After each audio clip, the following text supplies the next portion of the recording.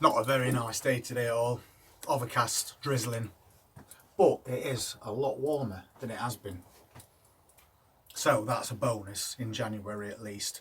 And because it's January, I'm now deciding what I'm going to do in greenhouses and outside in oak tunnels as well.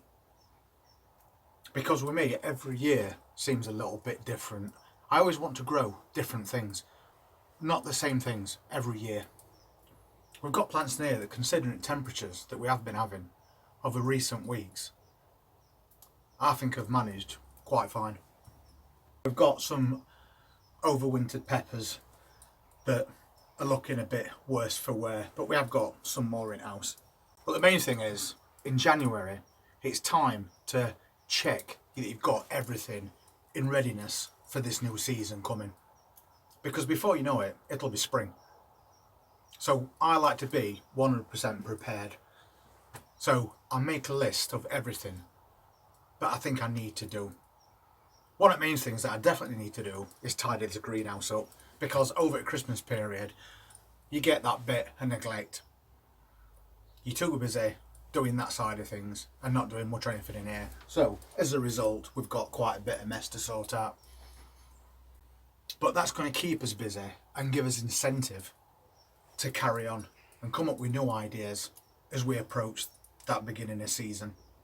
Also, we need to tidy the other greenhouses, get them all weeded, because they're going to start and build up even more.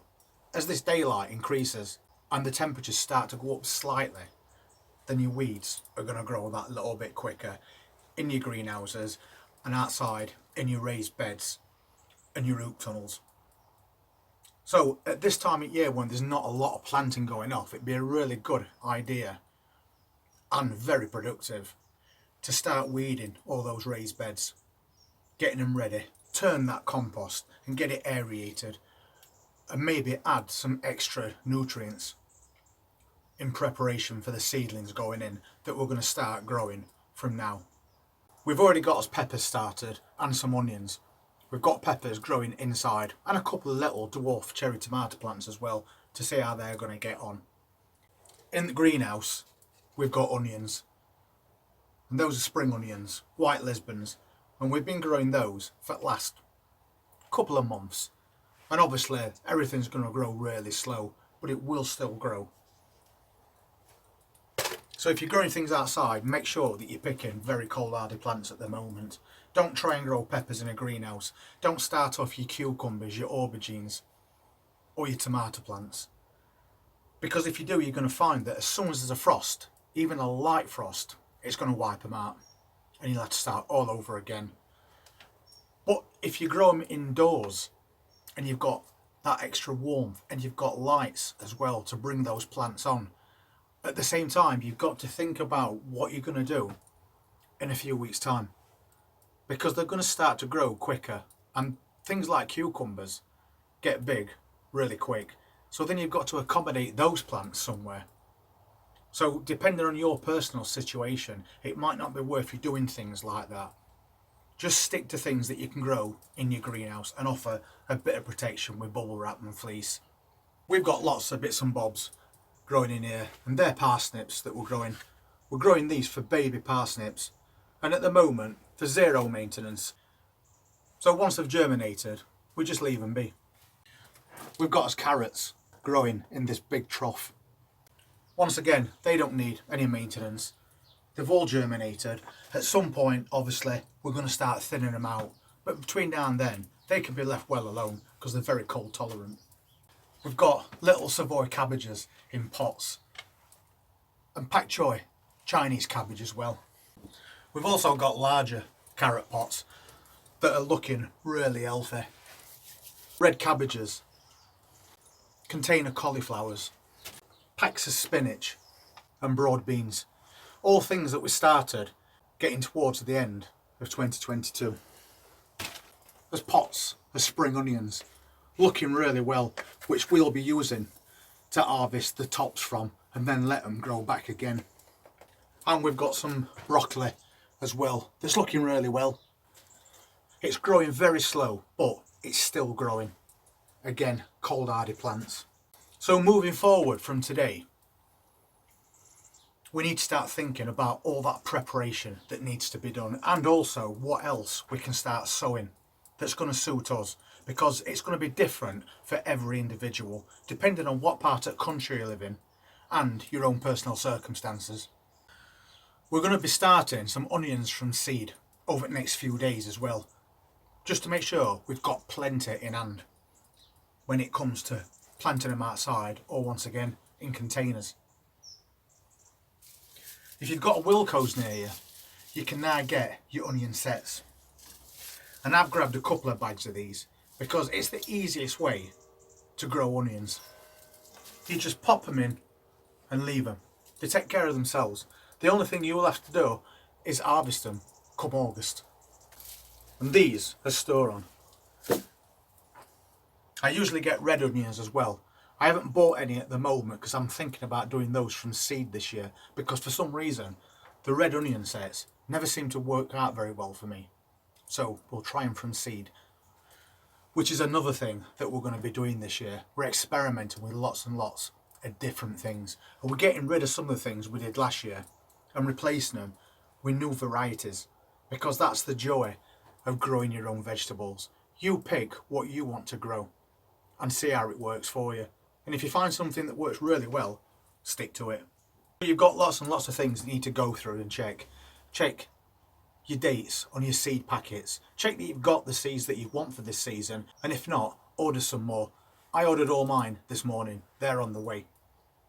I've put an order in for bags of compost because I know I'm going to need it. So that's all sorted out now. Then I need to check that I've got enough of these trays and pots to move things onto. I've got a good supply of fertiliser at hand, and I've got some more boxes in-house as well. So apart from all what I've just said, what can you plant in January so early? And there's probably more things than you think. So we'll go over a few examples. We've already covered onions and peppers. And if you want things to germinate quicker, just sow your seeds out here, then take them indoors and put them on a sunny windowsill. You can sow some carrots if you want to this time of year. These carrots have been sown for a couple of months or so, and they've been through all those -6 temperatures, and you can see they're doing perfectly well. Carrots take a long time to germinate as well, so that's another thing that you need to think about. Onions, carrots, peppers need a long growing season, and they take a little longer to germinate than most vegetables, so they become a priority for me to get going as soon as I can, and then I will stagger those sowings as we go through the next few weeks, so I can try and keep it going all the way through here. You can always grow salads and your salad onions like spring onions, but also bear in mind that different varieties grow a lot better in cooler temperatures than some, so always do a little bit of research as well when you're buying any of your seeds for early sowings. You can sow cauliflowers. As you've seen, we've already got some in here. They're doing perfectly well. So if you haven't got any cauliflowers sowed at the moment, sow some cauliflowers, grow them on ready for planting out in spring, like we will be doing those broccolis. You can plant some garlic, and you can start yourself off some broad beans. You can direct sow broad beans straight outside if you want to, but just be aware that they are a nice little treat for mice, so you might want to cover them up for protection. If you like growing sweet peas, you can start sweet peas now, and the best way to do those is to grow them in toilet tubes, because it's the cheapest way as well, rather than buying those plastic root trainers. All it's going to do is allow those roots to grow for a little bit longer until the temperature picks up and you can pop them outside. You could sow some marigolds and one or two other different types of flowers that are cold tolerant, like pansies, violas.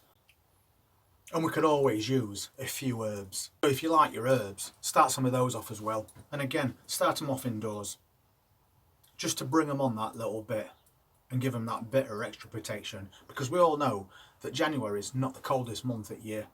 February tends to be the coldest in the UK, and that's when we usually get bad winds and snow. So I always keep bubble wrap and fleece in these greenhouses right up until the last minute. So if ever all of a sudden it drops really cold, I've got everything at hand to just cover them up so I don't lose anything. And you can also start off some leeks and shallots. So there's quite a few things that you can start growing if you want. So, but obviously if you want to start tomatoes, peppers and cucumbers indoors, that's entirely up to you. If you can accommodate those as they grow, that's great, because you'll get a jump on season that way. But as I always said, don't forget, anything you grow indoors needs to be hardened off in stages. 1 hour a day for about a week of getting used to the outside conditions. So always bear that in mind when you're growing things indoors, on heat mats, or just in warm rooms with extra light. We know there's still plenty that we can be doing. Even if you're not going to start any seeds, there's lots and lots of tidying up that I know can be done. So that's going to be my job for today and tomorrow. I'll be going around all greenhouses, making sure everything's tidy and weeded. I'll be going around garden, clearing up any remains of old plants from end of season. So that once we get to spring and we start getting an abundance of seedlings ready to go out, we just need to plant them, water them and wait for his harvest. Anyway, thank you very much for being part of the channel. Really appreciate it. And if you want to see what other things we're going to be sowing and growing over the next couple of weeks, then please hit that subscribe button, press that notifications bell, and we'll see you at the next update. Take care.